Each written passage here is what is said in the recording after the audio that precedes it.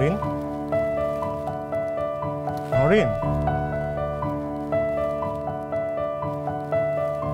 শুনতেছ আমাকে?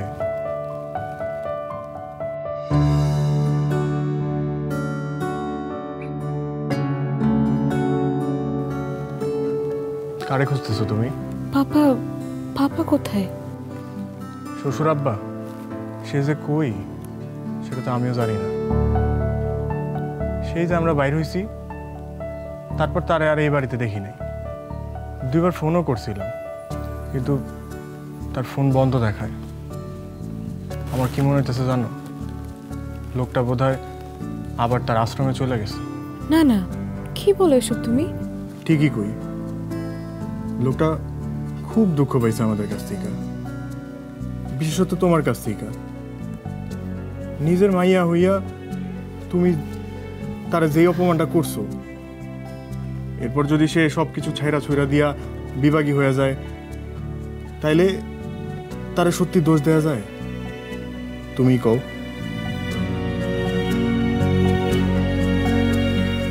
তার মানে তুমি বলছো আমার জন্যই? আবার নিজে নিজে মেলা কিছু বুঝে নিতেছো।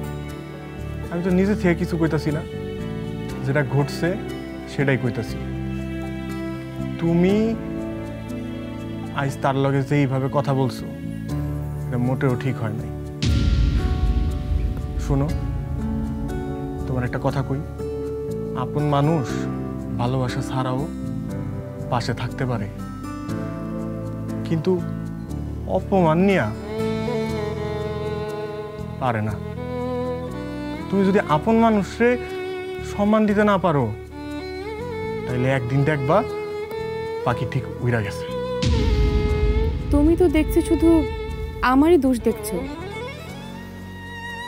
তোমার, আমার, শ্বশুর আব্বার সবার দোষ আছে, কিন্তু মুরব্বিগো দোষ যদি আমরা সারান দিতে না পারি, মনের মধ্যে তাগদ ঝামেলাগুলাই যদি পুষা রাখি, তাহলে কি চলবো? তুমি কও। আমি কি কই শোনো, তুমি শ্বশুর আব্বার কাছে মাপ চাও, মাপ চাইয়া একটা মেসেজ দিয়ে রাখো। আমি জানি তুমি যদি এটা করো, তাইলে উনি যেইখানে থাকুক ঠিকই চলে আইব।